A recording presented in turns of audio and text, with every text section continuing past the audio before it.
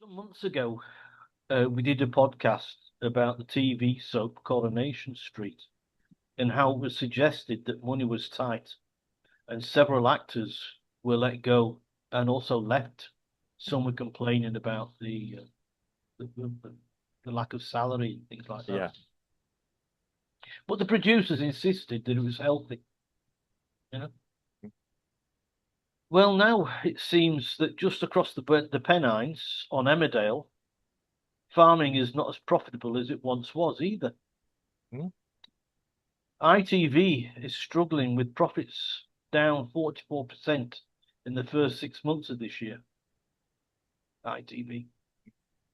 So they're going to have a cull of actors with an estimated 84 on Coronation Street, 84 characters, Cool. and actors rather, and 70 at the farm in Emmerdale. Mm. To be honest, I didn't think that so many actors were involved in these series, as this cut will only be 10% of the cast on each soap. So will the British public see a massive monologue at the Rover's return, complaining that all the customers have gone? Because all of those extras, Yeah. that Yeah. they're hoying out. Or will all the farmhands on Emmerdale get caught up in the new combine harvester? Or go to the city to try their luck among the migrants to get a city job, Oh. doing Uber and doing Yeah. Yeah. just Yeah. so. Who knows? But as long as the costs are down, ITV will be happy. Where do down and out ex actors of Corrie and Emmerdale go? What's going to happen to them? EastEnders. Well, yeah. Well, yeah. Go to EastEnders. Yeah. Public. They Yeah. could be the new squatters on Albert Square. That is, of course, there aren't other people with non-British accents already there first. Oh. Yes. Okay. Oh, this is a Joking bit. at this last bit, of course, Yeah. but just to say that some months ago we said that the pennies on Coronation Street a few months ago Mm. were getting tight, and even though the producers tried to deny it, Mm. it found out that we were vindicated Mm. because the producers might not have thought there was not any money, but Mm. ITV certainly did, and Yeah. I think ITV gave them another 6 months to see what happened. Yeah. The profits went down; they had to do the cuts, and ITV has said that they're going to be fewer scene changes Mm. and more Okay. dialogue, which is why I said this which is why I made Yeah. posted this monologue at the Rover's return. Right. Yeah. Of the owner just polishing his glasses and saying, "Where's all the customers gone?" Yeah. Yeah. I know. Well, yeah. Yeah. I got to think about that. Okay. Yeah. Well. Um. Okay. The. I mean, TV viewing's changing quite a lot now, and the way that revenue of advertising is distributed is changing. Yeah. Okay. ITV. Yeah. I mean, you got to remember the BBC, and there's still this debate the way they get their funding, etc. Yeah, we know how that happens. Yeah. Yeah. It's from yeah. But through through a tax. It is a tax. Let's be honest Yes. about it. Um. So yeah, they're probably going to be naturally more wasteful. But okay, I found it quite interesting. I mean, I saw something about Coronation Street on a Urban Explorer YouTube channel the other day where they went into the old set and was wandering around. Yeah, even I'm not an avid fan, but yeah, I mean, Coronation Street's still part of my past. It was there. It used to be quaint, nice stories about Mrs. So and so having a cup of tea with Mr. So and so, and that sort of thing. It wasn't over dramatic, but it's stories you can relate to. Yeah, and everybody had things, a bit of dramatic things sometimes. Somebody might have stolen an apple from a shop or something, a big police investigation. Yeah, but it was quaint little stories. Emmerdale was a little bit the same. Yeah. Yep. Of course. Nothing particularly rough. And like I say, I don't think there very few actors were involved. Yeah. I mean, you could remember who the actors were. Even I could. Yeah. Now, yeah, there seems to be a cast of thousands in all these with so many intertwined different stories. Um, I know, yeah, there's more people involved in EastEnders. Yeah. The thing is that the stories have all got political undertones Yeah. or Well, messages they didn't have in the old days. In the old days, Stan Ogden, everybody treated him as a laughing stock. You know, he was yeah. almost like the idiot. Yeah. Ina Sharples was Mm, that old lady that yeah. everybody, Exactly. was Yeah. really stern old lady. Yeah. And that's right. The stories were made between. It's a little bit like the Archers. Yeah. The stories were between the different characters and not necessarily about the whole wide world. Exactly. Uh, and the politics and the cultural differences and all Well, this. It this, was just within that knitted community. yeah. And I Well, think yeah. Nation Street, to a certain degree, started to fall down when they started to involve Yeah. the outside world into Weatherfield. Well, yeah. Yes.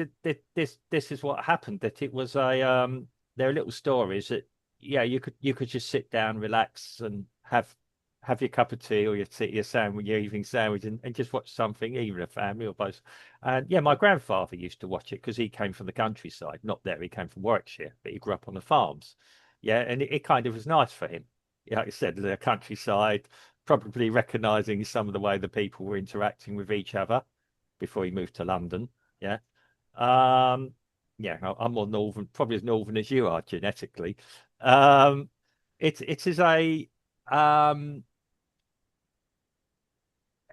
yeah, they were nice little stories, nice little escapes, and people are getting fed up. And you read these, and when you start saying there are so many characters, there's more characters. We know more. There's probably more interaction. The characters in all these soap operas probably interact with more people than we do in our lives, in real life.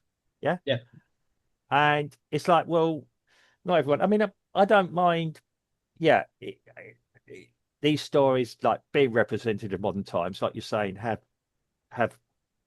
different ethnicities in them because that represents in London and in Manchester modern life, and no objection to that. Yeah, I mean, some of the stories are just unbelievable. It's not meant to be an extreme fantasy. If I want fantasy, I'll watch Aquaman like I did the other day, or I'll watch yeah, I'll watch a superhero movie, or I'll watch science fiction. Or some science fiction now is coming dangerously close now, as we just said in another podcast. Yeah, I mean, I've never really been an avid um an avid sort of soap opera thing. I might watch one-off episodes. I mean, I quite like the Mitchell brothers some years ago in EastEnders. Yeah, I might have watched the odd episode of Coronation Street where there's a bit of humour coming in. Yeah, where there was a bit of a one-off and a bit of something that's a bit of fun. Um, yeah, and this is what these producers don't realise. Oh, we're going to use it for educational purposes for kids. Excuse me, education happens in the school. Yeah, that's what they said EastEnders. They started to have educationalists on the set, raising issues, social issues, because kids were talking about school. Um, then they stopped talking. They stopped watching it. I mean, when I was at school, we watched Grange Hill, which again had some sensational things in it sometimes, but it was basically naughty school kids who we related to. Whether or not people copied it or not is still debatable. Yeah. Um, then they started to bring in other issues there, and it died. Yeah, that was beyond our everyday thing. I think yeah, you've got to get back to entertaining people. There's so much competition now. Um, for example, yeah, you've got all the satellite channels, you've got all the cable channels, all making their own content now, all struggling. Let's be honest.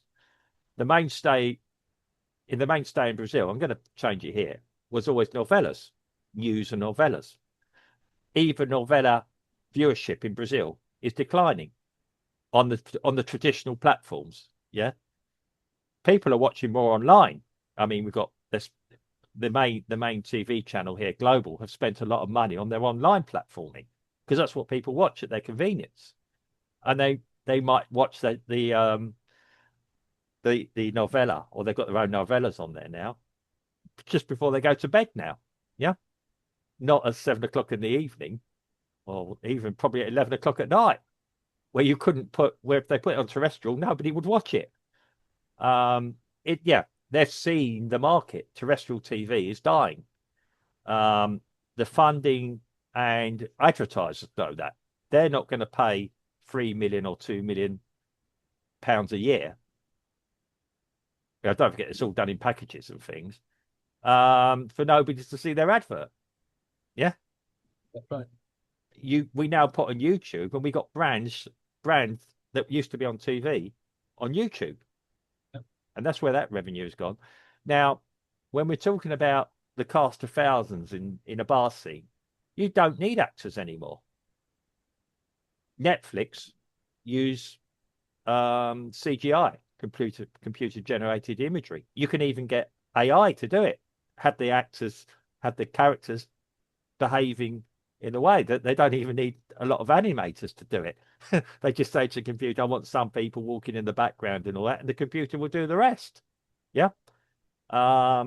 It's getting quite clever now. And you're not going to worry about the details on the faces. You may notice if somebody has 6 or 8 fingers on one hand or missing 2. Yeah. That's still a problem CGI has. But so, yeah, what do? Putting hands in the pockets. Or, holding or hidden behind a table. Because you're not going to look at that. Your focus is going to be on the main characters. And yeah, it has to dialogue. This is what happens with lower budget productions anyway, is it's more character driven storylines, and it's close-ups on the faces. That's right. And to me, that's better sometimes. I mean, okay, you're not going to much action. You don't watch a soap opera to see people chasing around with guns and everything else. Yeah, you watch it for the storylines. Yeah. So it might be going back to basics. You might actually find viewership goes up. Possibly. Well, I don't know. Depends on how long each character. Like I said in the preamble, Yeah. are we going to start seeing monologues? And I think if it got to that stage, Yeah. excuse me, then it could become quite boring. Well, They're wanting more speech in the program, so they do fewer scene changes. Yeah. To keep more dialogue in what each person says is going to slow the storyline down, of course. And because you can only have a change on the storyline when somebody interacts with another person to give that next part of the story. Yeah, I mean, I'm sort of saying, well, that's what you said, Ben. Basically, before that's what Coronation Street was. It was a load of people talking, having interactions, having a bit of a laugh. Yeah, the clown. The story was based limited to the character in that community. But we're modern audiences now. I mean, don't forget you only had so much choice then. You had BBC or ITV. You didn't have Channel 4 and Channel 5. I mean, they all put their soaps on. The Channel 5 soaps, I think, failed for whatever reasons.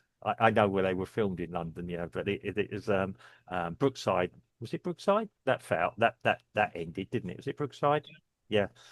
No, a lot of them did. There's too many. I mean, there's only so many stories you can put as well, and I'm surprised the length of some of them are going. EastEnders, from what I could see, as I said, I used to watch the one-offs when it was sort of believable. When I saw some clips of it on YouTube the other day, I couldn't relate to it at all. And I've been back to the UK since, quite things, and people can't relate to it. And I don't know who's writing these things, but I don't think they've ever walked down the street, even in modern London.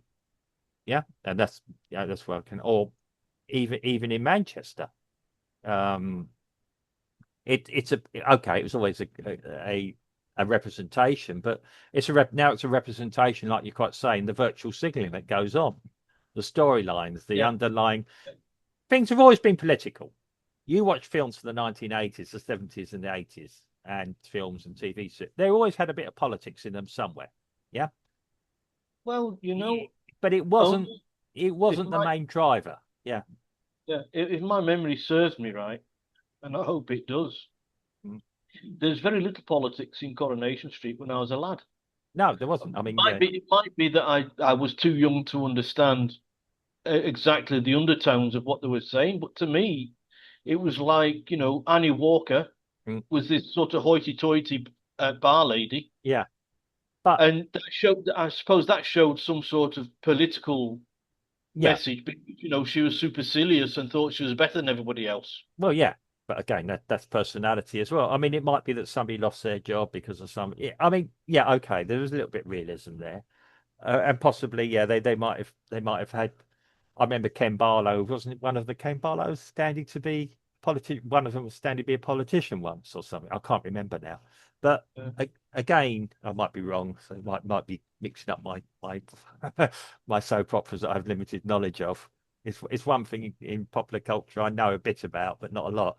Um, but yeah, they weren't overly political like they are now, and that's what we were all fed up. I mean, we've got the ridiculous comedy soap opera at the moment in the UK called Our Politicians. Yeah, you couldn't make these fantasy characters up. Yeah, and let's be honest about it. We're talking about another podcast just now about it. Um, so people have had enough of it, and we have 24 hours entertainment as well. It's like I said, you had limited channels that went off at 11 o'clock, came on at what, 6 o'clock, 7 o'clock in the morning, and went off at 11 o'clock at night. Um, And if you're like me, that can speak one or two different languages, mm, I'm not limited to English no, or English spoken television. yeah, yeah, okay, So Spanish, we're watching Portuguese here, of course, and then there's yeah, yeah, Spanish and yeah, a bit of French and German. yeah, So I sort of go from country to country. yeah. Okay, well that's you. Um, I like my films. Yeah, I've got. I mean, the competitor of TV now is I'll come in here and watch a film, or I might watch a science fiction drama series from, funny enough, a soap opera, a science sci-fi soap opera at the moment, for the 1990s. Yeah, but that's my bag. Yeah, that's what I like. Um, I'm not constricted to just whatever a TV channel decides to put out at a certain time. Um, they do say to practice a target language, a language you're trying to learn, to watch a soap opera because it's all in context and everything else. I've tried it with novellas. There's two problems with that. I find it irritating. I find the characters irritating, and it's also repetitive as well. I learnt my Portuguese watching game shows. Yeah, yeah, I can see Copa, that. Yeah, Copa Tudo por Janeiro. yeah, Silvio Santos. yeah. I like that. I like him. Yeah, He like was Silvio. a great Portuguese teacher for me. Oh no, he used to announce that every word because he was trying to appeal to everyone across the That's right. board. Um, uh, Even the most stupid people, yeah, like I was at that time. yeah. Well, he was a larger than life character. I'm just trying to think of a British equivalent for him. To him, it was probably a bit like Larry Bruce Grace, Forsyth. Bruce Forsyth. That's it. Yeah,